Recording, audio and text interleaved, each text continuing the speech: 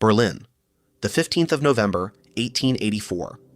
14 nations take their seats around a horseshoe table in the ballroom of Otto von Bismarck's official residence on Wilhelmstrasse, beneath a map of Africa 5 meters wide.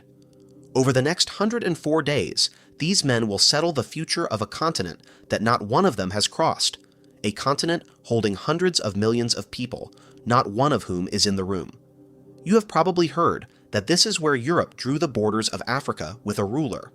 That is not what happened. They did not divide Africa in that ballroom. They wrote the rules for how it could be taken, and then they went home and raced each other for it.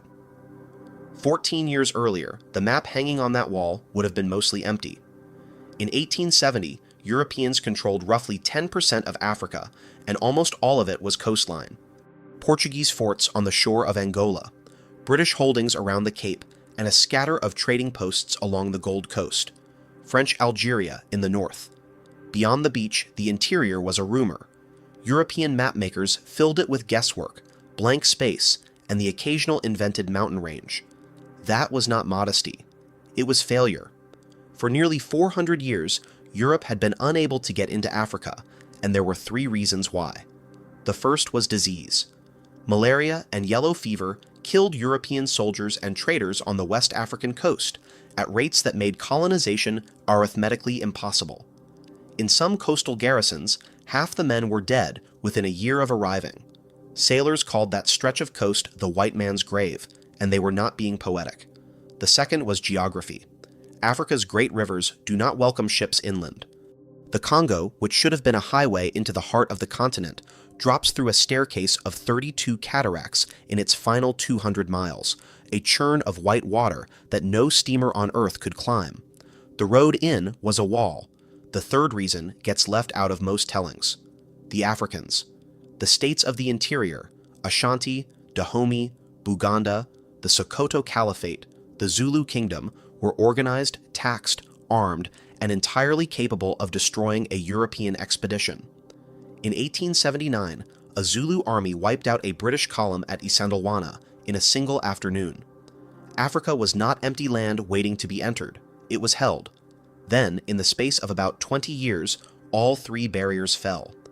Quinine, extracted from the bark of the cinchona tree, turned malaria from a death sentence into a survivable fever, and European mortality on the river expeditions collapsed. The steamboat, cut into pieces, carried in sections on the heads of porters around the cataracts, and bolted back together on the far side, opened the rivers that had been closed for 4 centuries. And then there was the gun. First, the breech-loading rifle. Then, in 1884, in a workshop in Hatton Garden in London, an American engineer named Hiram Maxim built the first fully automatic machine gun, a weapon that used its own recoil to reload itself and fired 600 rounds a minute. Meanwhile, the Suez Canal had opened in 1869, and Africa stopped being an obstacle on the route to India. It became real estate on the most valuable shipping lane on Earth, so by the early 1880s, Europe finally had the medicine, the transport, and the firepower to go inland. What it did not have was any agreement about who owned what once it got there. And one man had spent 20 years waiting for exactly this moment. He was not the ruler of a great power. He was the king of a very small one, and he had been shopping for a country to buy. His name was Leopold II, and he was the king of the Belgians. Belgium at that point was about 50 years old, cautious, industrious, and constitutionally designed to keep its monarch on a very short leash. Leopold had a throne, a palace at Laeken, and almost no real power at home. What he had instead was an obsession, and he had carried it since he was a young man. He wanted a colony, not for Belgium exactly, for himself. The record of his search reads like a comedy until you know how it ends. He investigated Formosa. He looked at Fiji. He made inquiries about Sarawak. He examined Argentine Patagonia and a province of Abyssinia. He tried to purchase the Philippines from Spain, and when Spain declined to sell, he tried to lease them instead. He wrote to an advisor that Belgium needed an overseas possession, and that if the Belgian people did not happen to want one, then it was a taste he would simply have to teach them.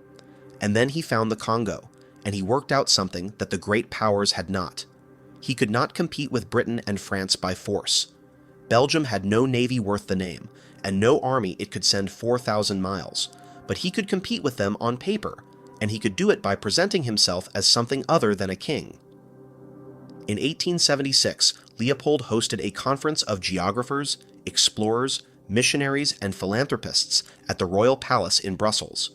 The stated purpose was humanitarian: open Central Africa to civilization, suppress the Arab slave trade that was still marching captives across the continent to the coast at Zanzibar, bring science, commerce, and Christianity to the interior. Out of that gathering came an organization with an unimpeachable name, the International African Association. Its flag was a single gold star on a field of blue. Its president was Leopold. It was a charity, and it was a shell. 2 years later, Leopold hired the most famous man in Africa, Henry Morton Stanley, the Welsh-born journalist who had crossed the continent from Zanzibar to the Atlantic, who had found Livingstone, and who had returned to Europe with a detailed plan for the Congo that the British government had looked at and declined to fund. London was not interested in the Congo. A Belgian king with a philanthropic association most certainly was. In 1879, Stanley went back up the river on Leopold's payroll, carrying orders that had nothing to do with philanthropy. He was to build stations along the river. He was to cut a road around the cataracts, and above everything else, he was to collect signatures. Before we go on, hold on to one fact about Leopold II, because the entire rest of this story sits on top of it. He would end up owning the Congo outright. He would extract a personal fortune from it. He would spend that fortune rebuilding the city of Brussels in stone, and in his whole life, he never once set foot in it. Between 1879 and 1884, Stanley worked his way up the Congo River with porters, prefabricated steamers, and a document. The document was a treaty, printed in English or in French, and it was carried from village to village along 1,000 miles of riverbank. Stanley and his agents collected somewhere in the region of 450 of them. The wording varied, the shape did not. A chief, in exchange for gifts, would agree to hand his land and his authority to the association. Some surviving versions cede, in the plainest possible legal language, all sovereignty and all governing rights over the territory, in perpetuity. Some contain a clause requiring the chief to fly the blue and gold flag, and in a number of the agreements that survive, the payment named is cloth, a length of fabric, in some cases, a piece of cloth to be delivered every month. Now think about what is actually taking place in that clearing on the riverbank. A man is being asked to make a mark on a legal instrument written in a language he does not read, drafted inside a legal tradition he has never encountered, transferring a concept of exclusive territorial sovereignty that does not exist in his own political system to an organization he has never heard of, headquartered in a city he could not locate on a map that he has also never seen. He makes his mark. The paper goes into a leather case. The case goes downriver, onto a ship, and to Brussels. And in Brussels, that mark becomes a deed. This was the machine. Not conquest. Paperwork. Leopold was not assembling an army in the Congo. He was assembling a filing cabinet, and he had understood something the generals had not. In the Europe of 1884, a claim did not need to be true. It needed to be recognized. So Leopold went out and got it recognized, and he began in the last place anyone expected. Washington. His agent in the United States was Henry Shelton Sanford, a wealthy former American diplomat with an orange plantation in Florida, an excellent address book, and a genuine gift for lobbying. Sanford worked the Senate. He briefed newspaper editors, and he cultivated Senator John Tyler Morgan of Alabama, who liked the Congo scheme for 2 reasons entirely his own: a new export market for Southern cotton, and a fantasy, then still current among some Southern politicians, of shipping Black Americans out of the United States and back to Africa. On the 22nd of April, 1884, the United States of America became the first nation on Earth to recognize the flag of the International Association of the Congo as the flag of a friendly government. Consider what has just been recognized. A private charitable association, registered in Brussels, controlled by one man, with no citizens, no elections, no army, and no territory that any European power acknowledged, has just been treated by the United States as a sovereign state. 7 months before the Berlin Conference even opens. Germany followed in November. France, Britain, and the rest, fell into line over the following months. Leopold had invented a country, but he was not the only one moving. France had sent its own explorer, Pierre Savorgnan de Bratza, up the north bank of the Congo, and de Bratza was collecting treaties of his own. Portugal, which had been on that coast since the 15th century, insisted the mouth of the river had been Portuguese for 400 years, and Britain, which wanted Leopold blocked, signed a treaty backing the Portuguese claim. 4 rivals. 1 river. No rules. And that was the problem Otto von Bismarck decided to solve. Bismarck did not want an African empire. He said so for most of his career, and for most of his career he meant it.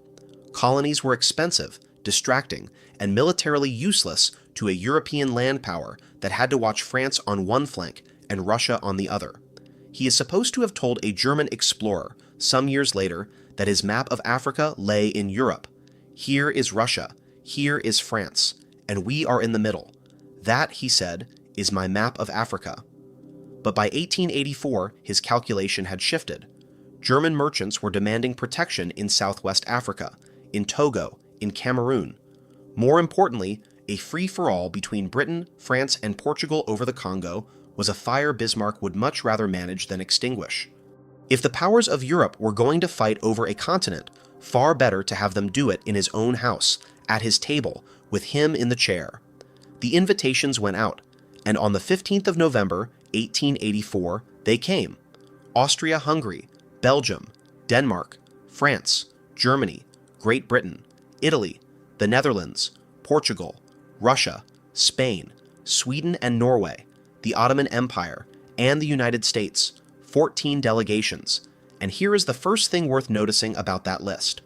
10 of the 14 had no African possessions whatsoever and no realistic prospect of ever acquiring any. Denmark was in the room. Sweden was in the room. Russia was in the room. They were there because this was a meeting of the European Club, and Africa was the item on the agenda. And no African was in the room. Not one.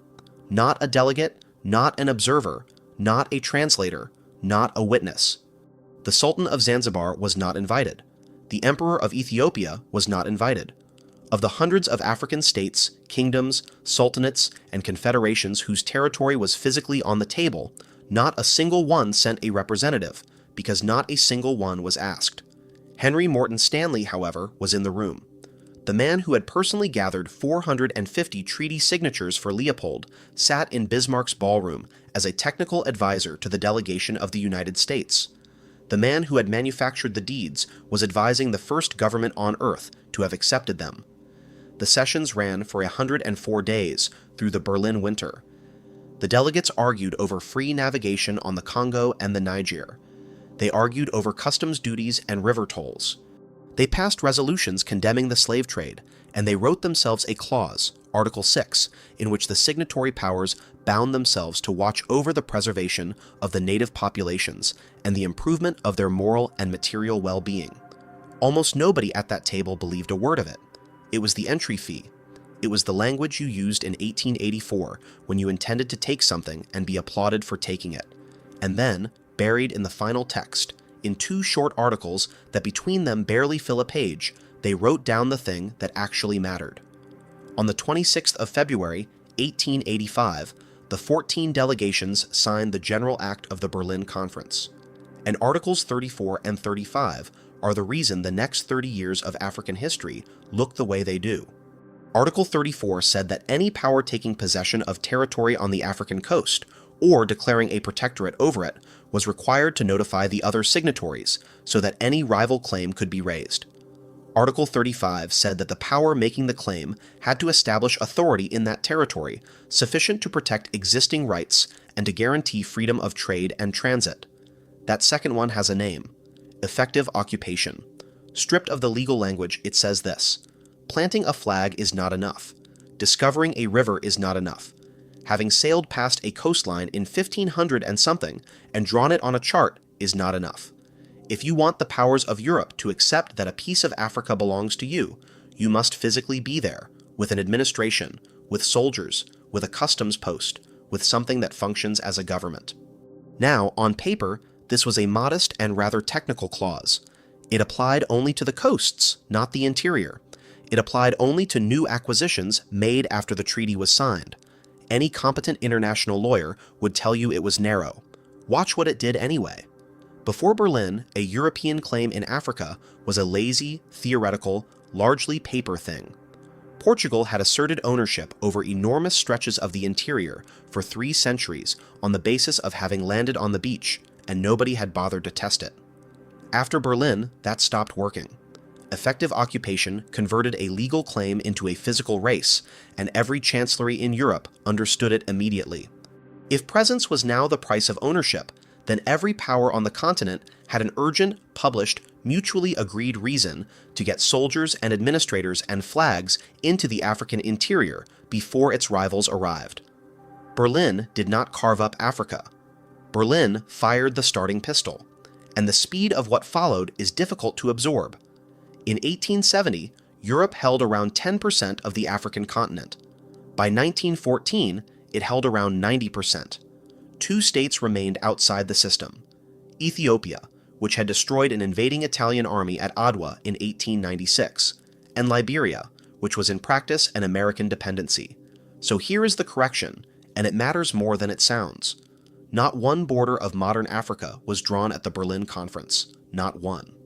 The famous straight lines, the ones that run through deserts and slice ethnic groups down the middle, were drawn afterwards, and they were drawn elsewhere. They came out of bilateral treaties, 2 European governments at a time, negotiated in London and Paris and Lisbon over the following 15 years. The Anglo-German agreements of 1886 and 1890, the Anglo-French Convention of 1890, the Anglo-Portuguese Treaty of 1891, dozens more after them. In 1890, the British Prime Minister, Lord Salisbury, described the process to an audience with a candor that has not aged well. He said they had spent their time giving away mountains and rivers and lakes to one another, obstructed only by the minor difficulty that they had never known where the mountains and rivers and lakes actually were. He was not exaggerating for effect. In that same year, under the Heligoland Treaty, Germany was handed a corridor of land 450 kilometers long and in places barely 30 kilometers wide, running east from German Southwest Africa, for the express purpose of reaching the Zambezi River and gaining a route to the Indian Ocean. It is called the Caprivi Strip. It is still there on the map of Namibia today, a strange, narrow finger of territory pointing into the middle of southern Africa. The Germans never got their river route. A short distance downstream from where the corridor meets the Zambezi, the river falls over Victoria Falls. They had traded away a corridor to a river that nobody could sail down, because nobody at the table had ever seen it. If you are getting something out of this, subscribe.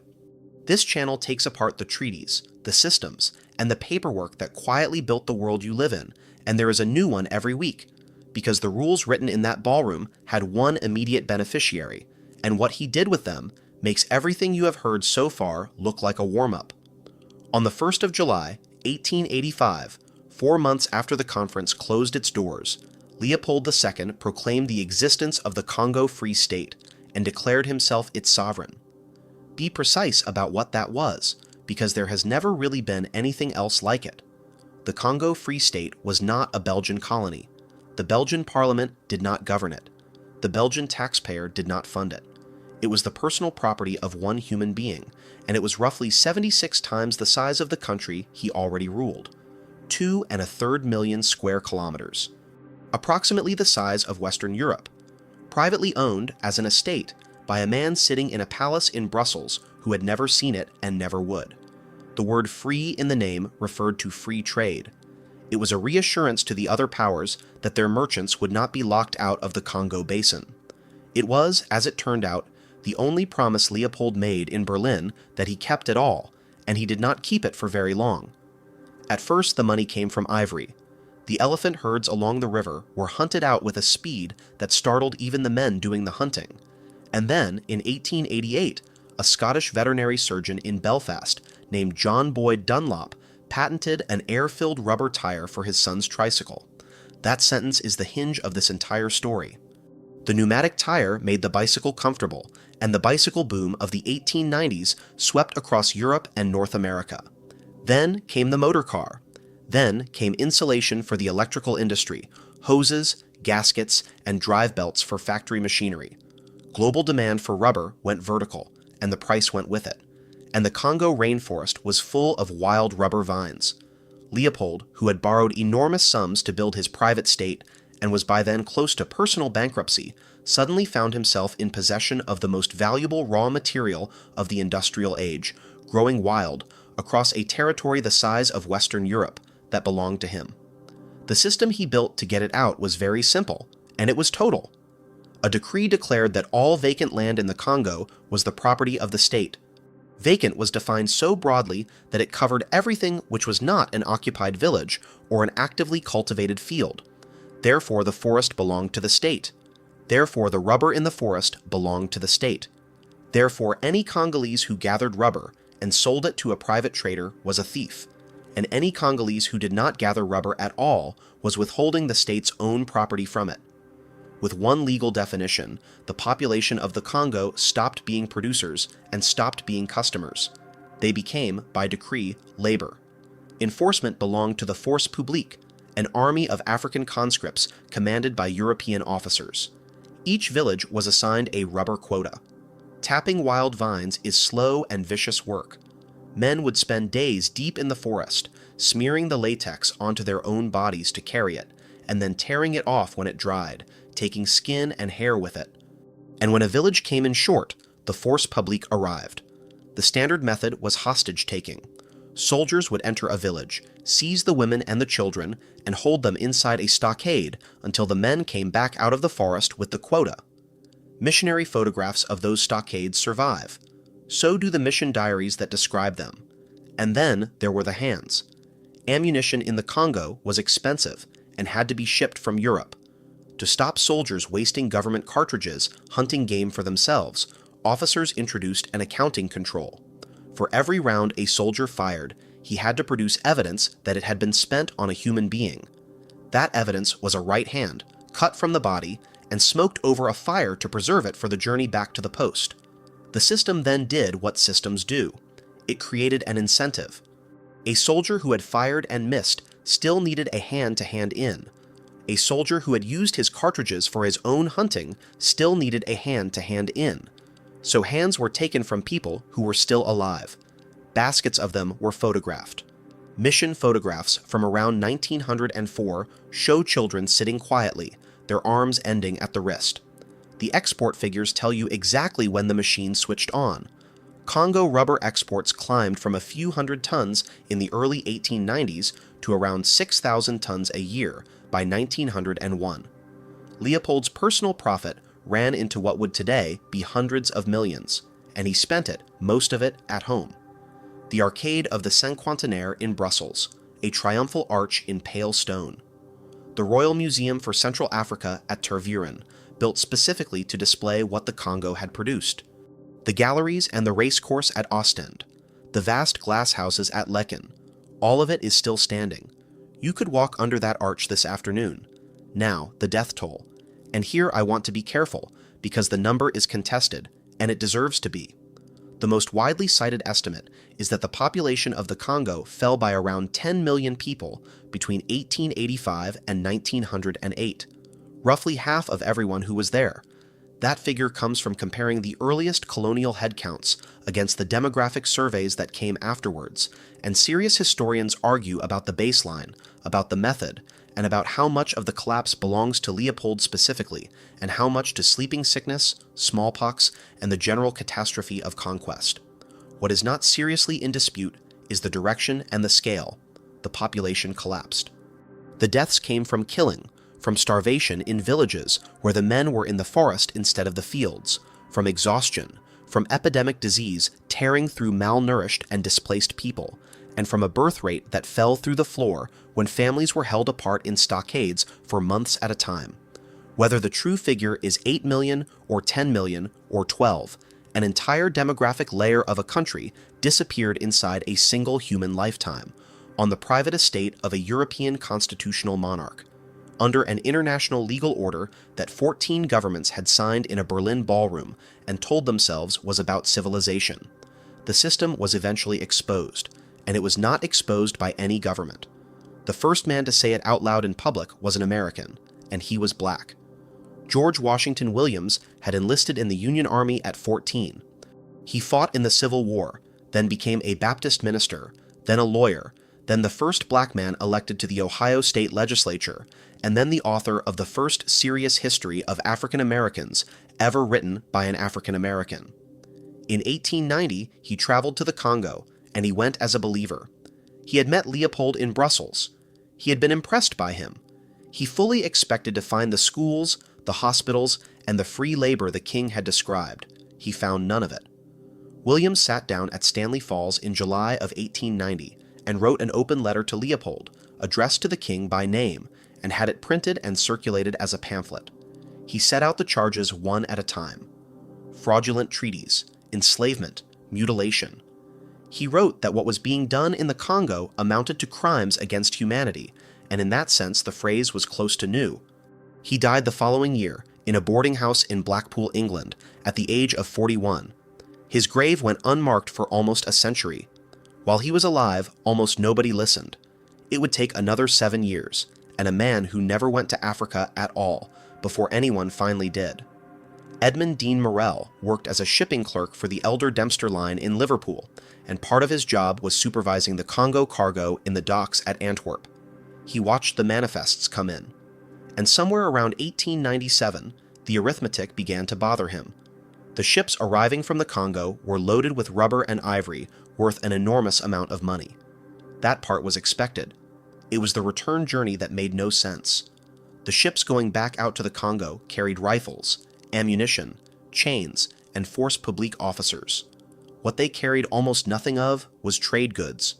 No cloth, no beads, no wire, no tools, nothing of any value that could be exchanged for the fortune coming the other way. Morrell understood exactly what he was looking at. If nothing of value was going in, and everything of value was coming out, then nothing was being bought. There was no commerce here. There was only one arrangement in the world that produced numbers like these, and it was forced labor on an industrial scale. A shipping clerk with a ledger had found the crime in the accounts.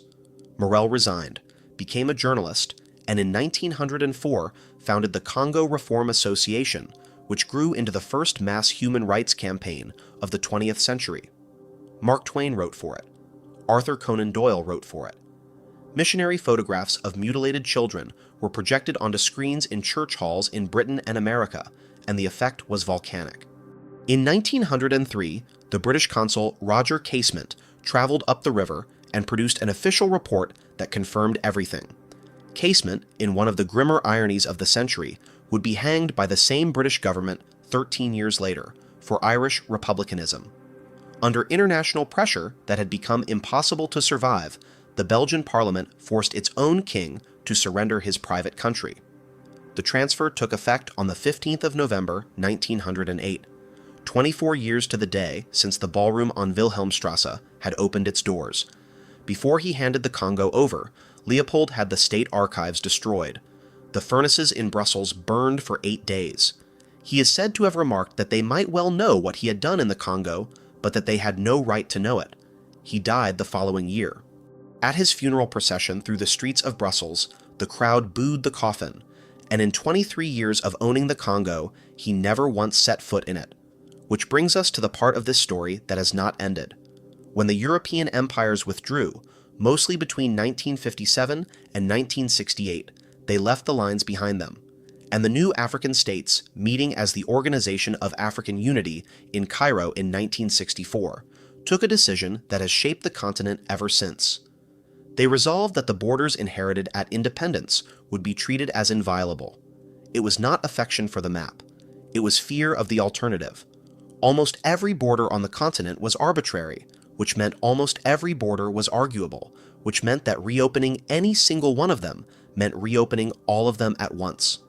The founding generation looked hard at that and chose the borders they hated over the wars they feared, so the lines stayed, and so did everything the lines do.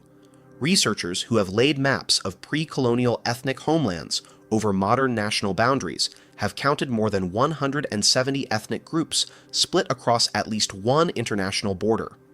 The Somali were divided across 5 jurisdictions. The Yoruba were cut in half. The Bakongo, whose kingdom Portugal had once dealt with as a sovereign state, ended up distributed across 3 separate countries, and the infrastructure says the same thing the borders do. Pull up a railway map of the Democratic Republic of the Congo. The lines run from the mines to the ports. They do not run from city to city.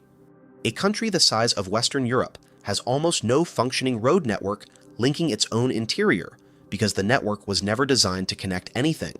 It was designed to take things out, which brings us finally to the object in your hand. The Democratic Republic of the Congo produces roughly 70% of the world's cobalt. Cobalt goes into the cathode of the lithium-ion battery in your phone, in your laptop, in your car. Most of it comes out of Katanga, in the south, which is precisely the mineral province that Leopold's surveyors were mapping in the 1890s, in a country whose shape was fixed by bilateral European treaties, under the doctrine of effective occupation. Written into a general act by 14 delegations in a Berlin ballroom, none of whom were African. The device you are holding is downstream of that room. Bismarck, who chaired the conference and never much wanted it, is supposed to have told a German explorer that his map of Africa lay in Europe. Here is Russia, here is France, and we are in the middle. That, he said, is my map of Africa. He offered it as hard-nosed realism, a reminder that the only balance that mattered was the one on his own continent. He was more right than he intended to be. The map of Africa was made in Europe. It is still being lived in Africa, and there is one last echo, and it is the one worth sitting with. The General Act, signed on the 26th of February, 1885, contains a clause in which the signatory powers solemnly bind themselves to watch over the preservation of the native populations and to care for the improvement of their moral and material well-being. 14 governments put their names to that sentence. Not one of them was ever bound by it. Not one of them was ever penalized for ignoring it.